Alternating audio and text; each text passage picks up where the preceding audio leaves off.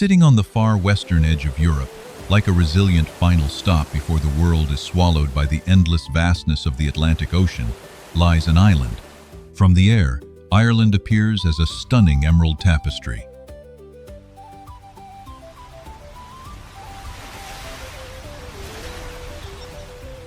With a population of about 5.46 million people, this land is often remembered by the rest of the world as a picture-perfect postcard of peace and tranquility.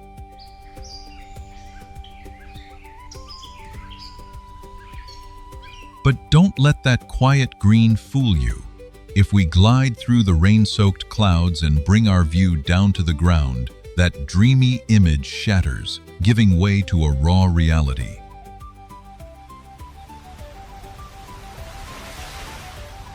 Down there, right beside the peaceful meadows, are narrow country roads. There are harbors where fishing boats wrestle with fierce waves. There are towering glass skyscrapers in modern Dublin.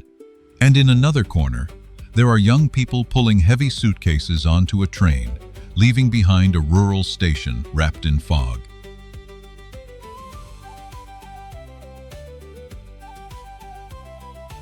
From a distance, Ireland might look like a peaceful island, but if you look a little longer, you'll find a deeper question hidden beneath all that green. What makes people tie themselves to a place, even through the wind and rain, waves of migration, absurdly high housing prices, aging country villages, and a future that constantly pulls its youth toward the glowing cities?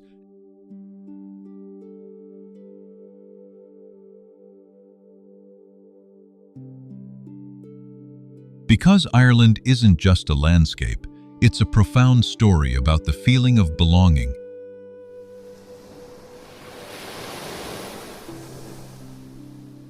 On this island, the rain doesn't just make things wet, it sets the rhythm of life. The fierce Atlantic Ocean isn't just a border. It shapes livelihoods, drives migration, and holds on to memories.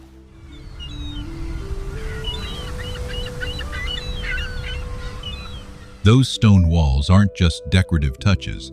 They are the marks of sweat and hard work from countless generations. And those tiny pubs aren't just places to grab a drink. They are the living rooms of entire communities.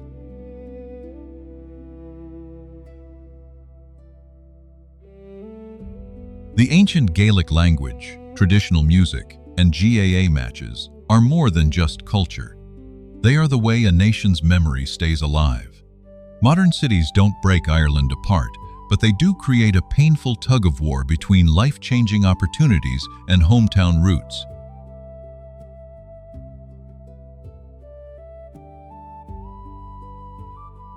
And perhaps, when we look at Ireland, we aren't just curious about how they live.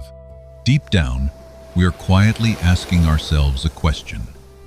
In a world that is moving too fast, growing more disconnected and isolated, what in this life still feels familiar enough to make us want to return?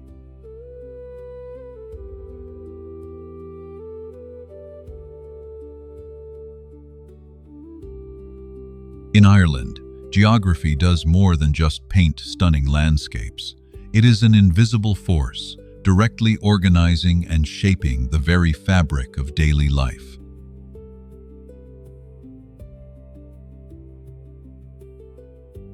The climate and terrain dictate how people work, how they get around, how they raise their families, what they chat about each morning, and even how they patiently endure life's hardships.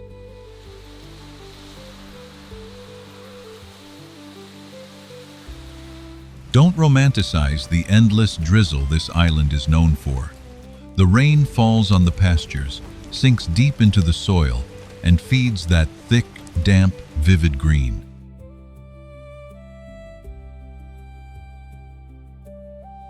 From that green, cattle are grazed and milked.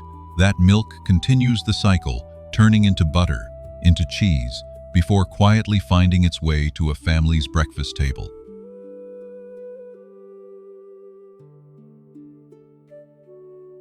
In the most natural and persistent way, the rain is the start of a life cycle that nourishes everything.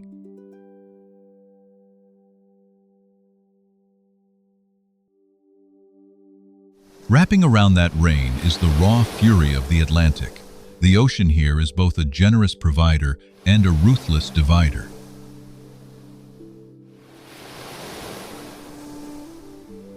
It sustains the fishing trade and builds the harbor towns, but it also leaves a heavy sorrow in the minds of the people, the memory of generations who crossed the water to migrate.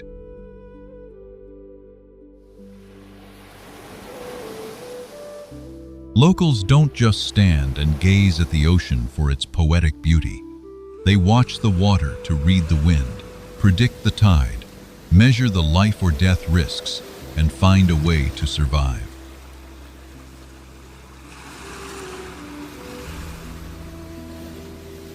Up on the windswept hillsides, countless winding stone walls carve the land into small patches. They weren't built to be a movie backdrop. They are rough, physical pieces of history, the evidence of hundreds of years of grueling labor.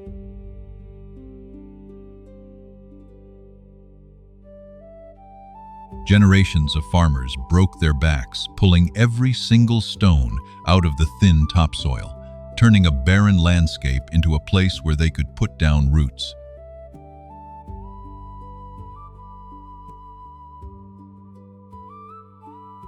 The landscape carves the character of its people. The weather changes so fast that they have simply learned to accept it. The passing storms teach them patience.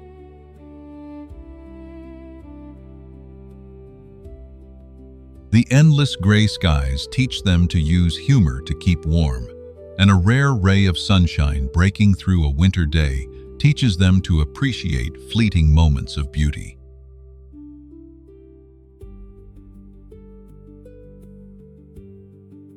In modern life, we are constantly obsessed with controlling everything: our schedules, our productivity, the weather, and the future.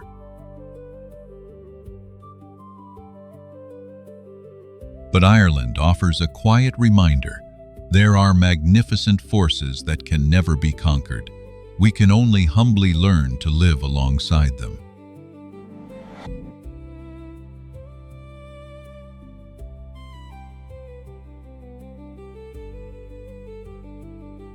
As you step out of the windswept valleys and head deep into a small village, you'll notice a powerful shift. Here, community isn't an abstract concept. It takes the form of a living organism.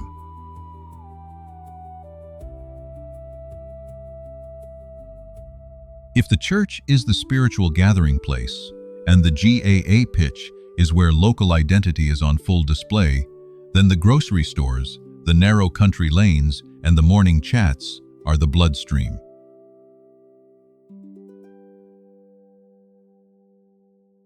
They aren't just daily routines, they are a kind of soft social infrastructure.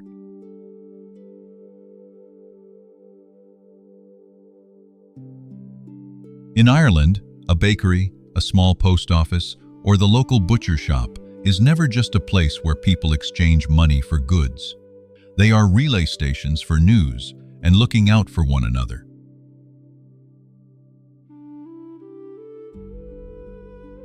Someone walking in to buy a loaf of bread might walk out with news of a recent funeral, the weekend match results, a neighbor's illness, or the usual grumbles about the weather.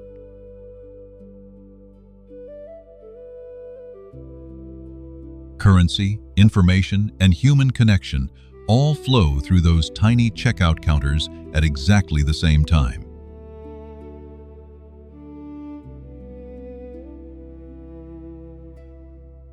This intertwined familiarity carries an invisible survival value. In bustling major cities, no one would bat an eye if a nameless stranger didn't show up.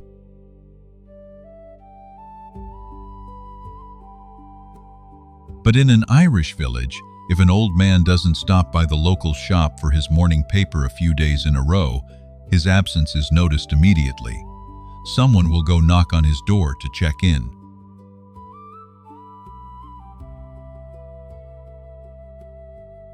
A name remembered by the community, a small habit recognized sometimes, that is the very safety net needed during the harsh winter months.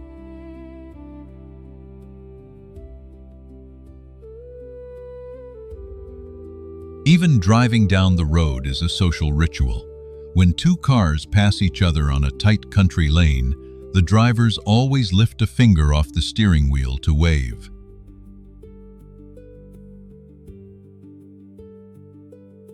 It's a tiny gesture, but it's an unspoken confirmation. I see you, and you are not invisible.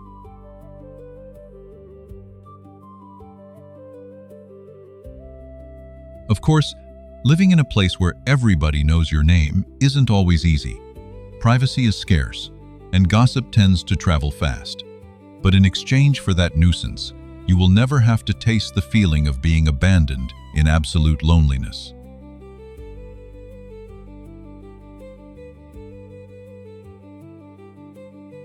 For so many of us, having someone remember our name, our family, and our little habits has become a luxury.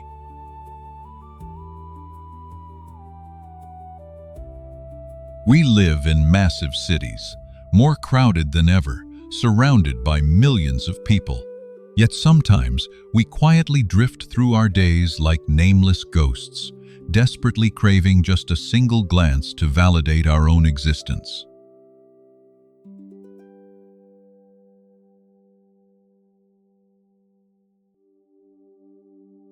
The warmth of the Irish is often praised as a defining character trait, but if you look a little deeper into the fabric of these villages, that friendliness isn't just about pleasant conversation.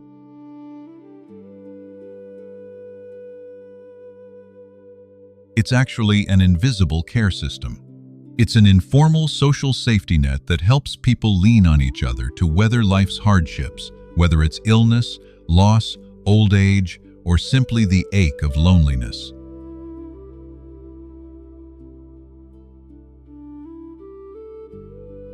The heart of that care system always beats in the kitchen. It's the place with the worn wooden table, the rich smell of baking soda bread, the steady rhythm of rain on the roof, and a kettle that's always whistling on the stove.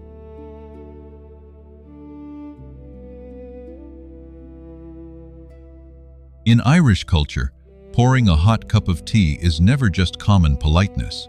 It's a ritual of acceptance.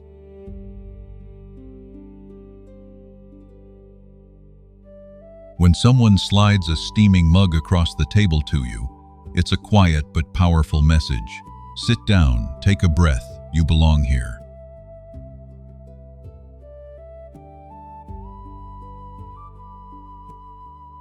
That safety net is woven from extended families. Multiple generations still choose to live close to one another, keeping strong ties with their relatives and the local parish.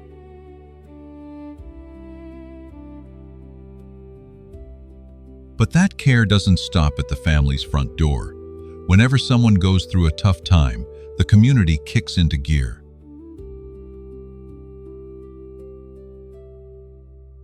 It could be a quiet fundraiser down at the village hall, dishes of food silently left on a doorstep by neighbors, or an entire town turning up to pay their respects at a funeral.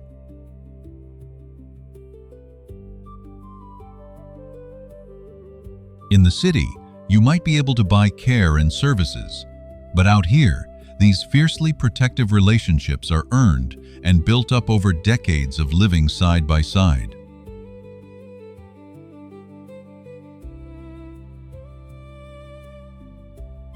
When night falls, that care system shifts down to the local pub. A rural Irish pub wasn't built just to sell pints. It serves as the shared living room for the entire community.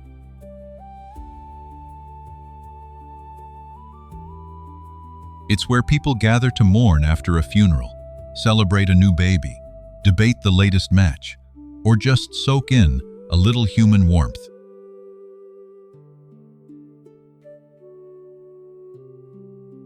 When a village pub closes its doors, it's not just a business going under. It's the collapse of a vital social space, stripping older folks of the one place they had left to go for a conversation during the dark, lonely days of winter.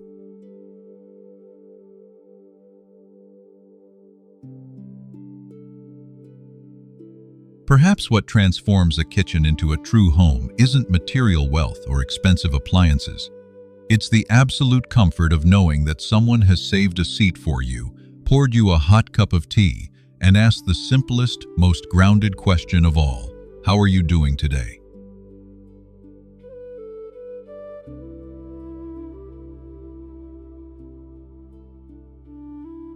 A nation doesn't just keep its history in silent books resting on a shelf. In Ireland, the past continues to breathe and move through sound.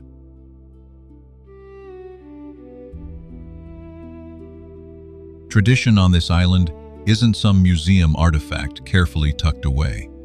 It is a living, breathing stream of memory, pouring through language, songs, stories, and community rituals.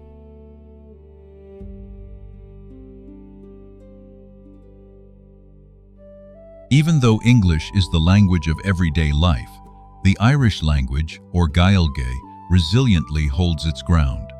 In the remote Gaeltacht regions along the rugged west coast, the ancestral tongue remains the mother tongue.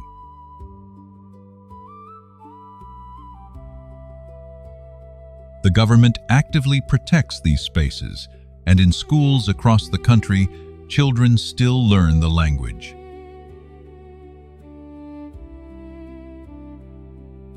Irish isn't just a subject on a timetable. It's a concerted effort to make sure the next generation knows how to name a hill, a river, or the rain, using the exact same sounds their grandparents once did.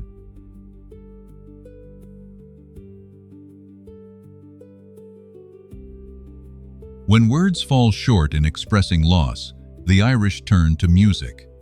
Ballads of love, parting, and waves of emigration are never just sung for entertainment.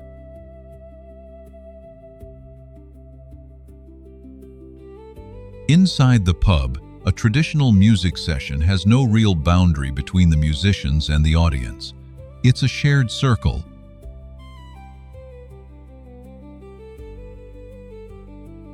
Music is where sorrow is divided, a way for a nation to speak of heartbreak without resorting to empty speeches.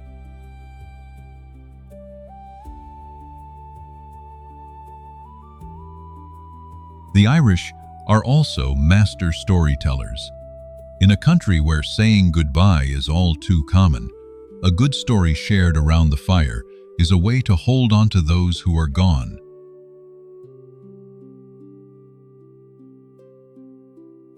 Bringing up the quirks of a neighbor who passed away, or recounting fleeting memories, storytelling is the most beautiful way this community fights back against the cruelty of being forgotten.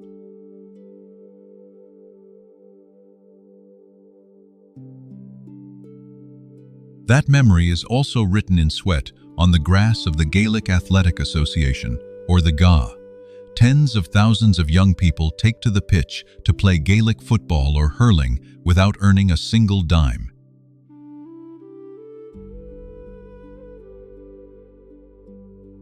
They play for the colors of their parish, for the absolute honor of their home soil. It is local pride at its fiercest.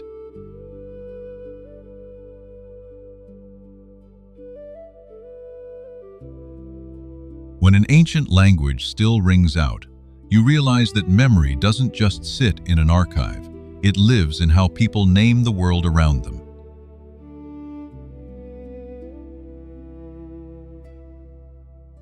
And perhaps, as we endlessly chase progress, many of us have quietly lost a few of those words ourselves, words that once served as the tether connecting us back home.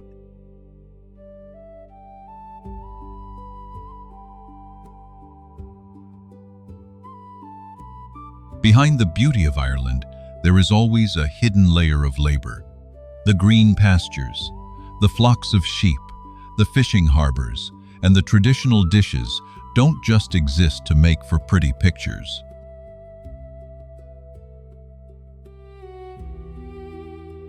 They are the raw result of sweat, harsh weather, and a humble supply chain.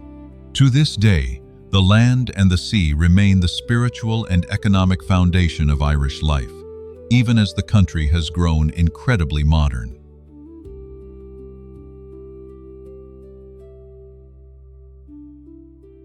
Take a look at those endless green pastures. They are never just there for the view. The Atlantic rain falls to nourish the grass. The fresh grass feeds the cattle, and the cattle produce the milk.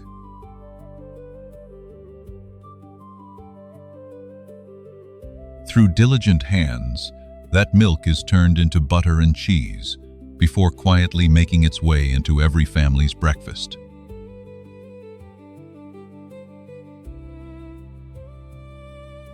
From the grand scale down to the smallest detail, a single raindrop falling on an empty pasture ultimately finishes its journey by nourishing life inside a warm kitchen.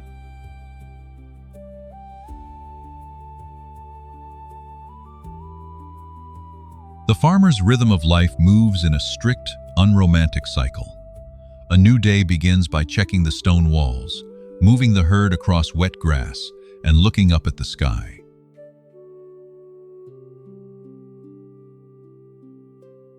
Survival here demands patience because it relies entirely on forces beyond human control.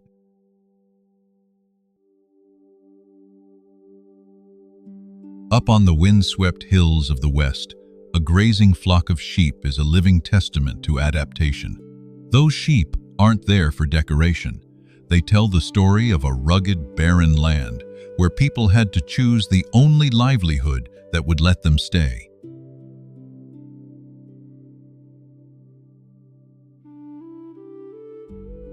Look out toward the sea, and you'll see that the Atlantic is a vital source of life, though it never promises absolute safety. A fishing boat returning to the harbor is a daily occurrence, yet it serves as a constant reminder of the lurking dangers.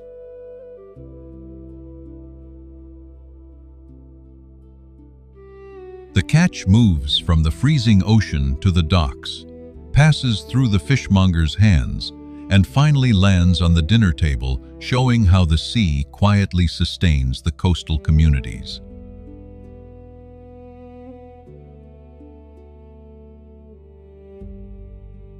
The endpoint of this entire chain of labor is the food itself. A steaming bowl of Irish stew, a rustic loaf of soda bread, or a plate of fresh seafood are never just meals.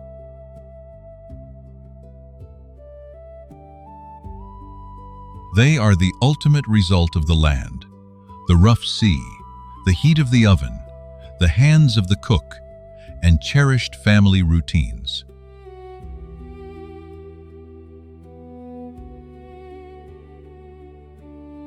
In the modern world, we tend to eat fast, shop fast, and forget even faster.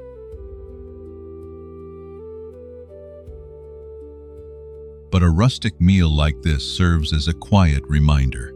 Every piece of food has a journey, and behind every dish, there is always the land, the weather, hard-working hands, and a family trying to hold on to each other around a familiar table.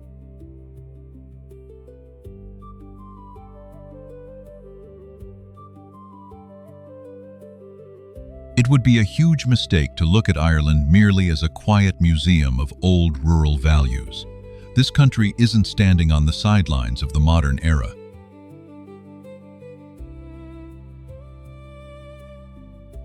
In reality, modern Ireland exists in a delicate balance, or perhaps a quiet tug-of-war between global tech offices and quiet, solemn fields.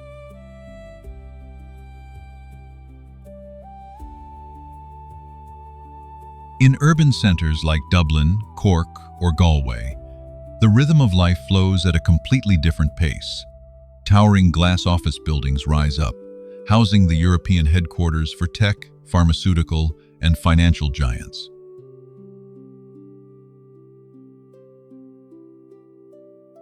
The streets are bustling with trams, buses, rushing college students, and endless construction sites. With a top-tier education system and high-speed internet, Ireland has become a crucial link in the global economy.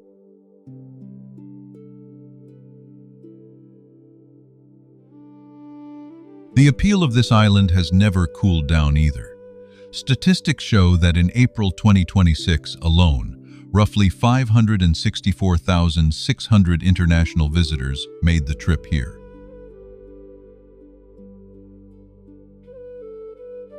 This powerful surge in tourism proves that Ireland is no longer an isolated land.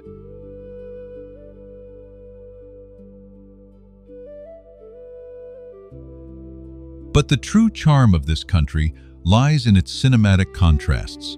You can cruise at high speed down modern highways connecting the major cities, but take one turn off the main road, and you'll instantly drift onto tight country lanes, known as boreens.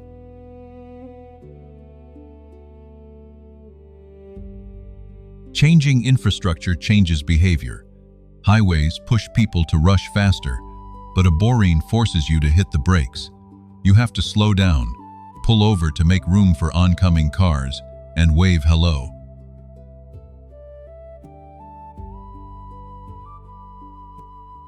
Ireland may be incredibly modern, but it fiercely holds on to spaces that teach people how to slow down.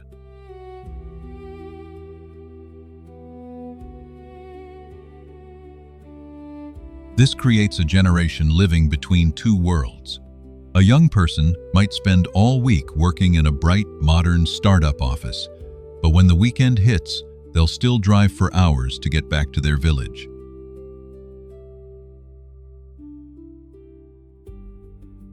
They go home to attend a wedding, check in on their aging parents, clink glasses at their regular pub, and proudly wear their local GAA club jersey.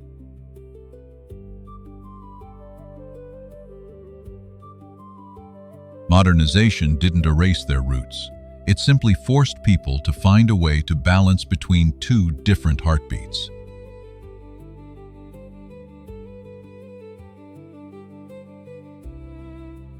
And perhaps many of us are living between two heartbeats just like that, a rushing beat that pushes us forward, and a quiet, aching beat that reminds us of where we once belonged.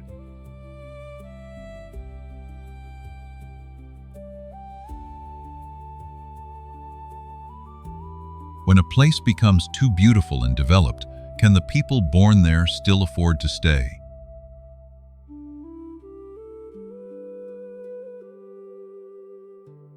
The biggest challenge for modern Ireland isn't protecting the landscape. It's figuring out how to keep the authentic heartbeat of the community alive amidst fierce economic and housing changes.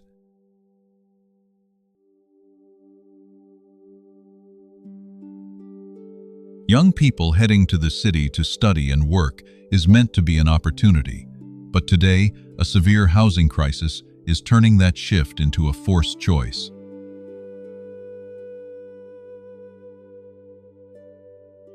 The actual numbers are brutally honest.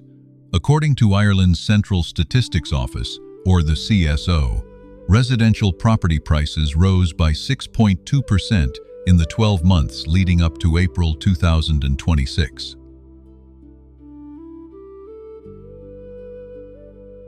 In Dublin, prices went up by 5.4%, while areas outside the capital saw an even sharper increase of 6.9%. The dream of owning a home is drifting further out of reach.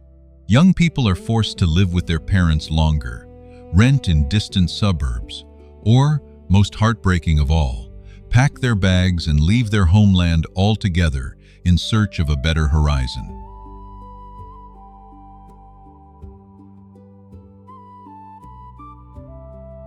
This exodus of the younger generation leaves a massive void in the countryside.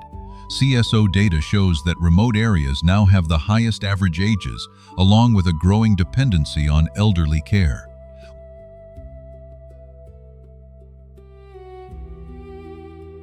The villages are quietly growing old, schools are losing students, local shops are losing their regulars, and community sports teams are struggling to find enough players.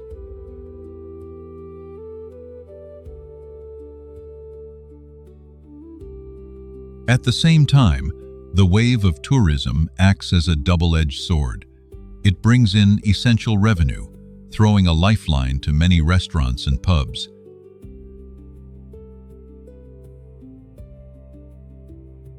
But when too many homes are turned into short-term rentals, when the roads are jammed with tour buses, and the landscape is consumed like just another product, the local community starts to feel suffocated.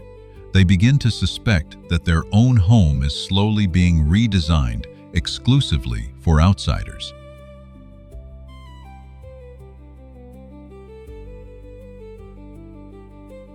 That is why the effort to preserve the Irish language, the traditional music, the pub culture, and the GAA pitches isn't just about putting on a cultural show to entertain tourists. It's a quiet battle to protect their core identity.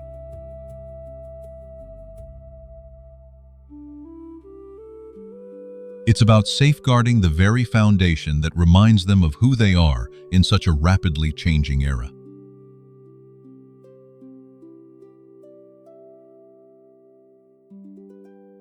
We often call a place beautiful when we are eager to visit it on vacation. But perhaps a much fairer question to ask is that place still kind enough to allow the people born there to actually live, work, grow old, and eventually be laid to rest right next to their loved ones?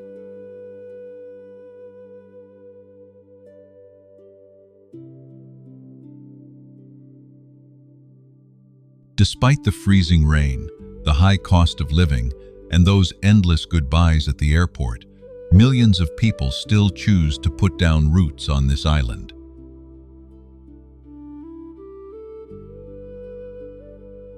They don't stay because life here is picture perfect. They stay because there are connections you can't buy with money and that you simply can't pack up and take with you if you decide to leave.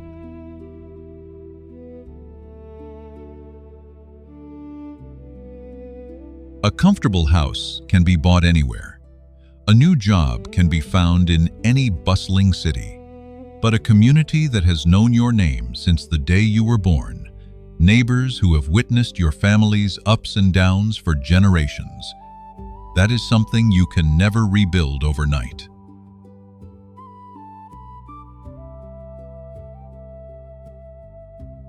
Even if someone leaves their hometown to study or work far away, they still long to return on the weekend. They crave walking down that narrow lane, sitting back down in the old pub, hearing a familiar voice, and proudly wearing the colors of their local parish team.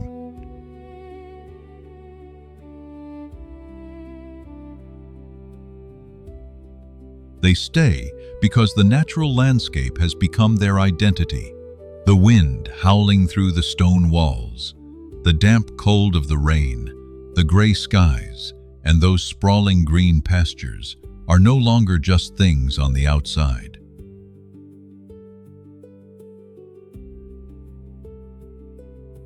They have sunk deep into their memories, blended into their voices, molded their character, and completely shaped what home means to them.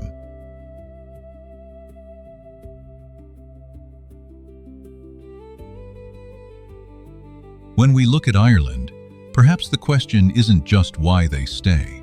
The deeper question for ourselves is this: in our own drifting lives, what is still familiar enough to call us back?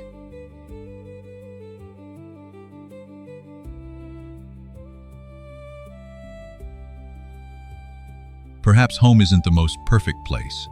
Perhaps it is simply the place where the sound of the rain, an old road, a warm kitchen, a familiar voice, and the faces that once knew us still have the power to call out our name, right in the middle of a world that is always urging us to leave.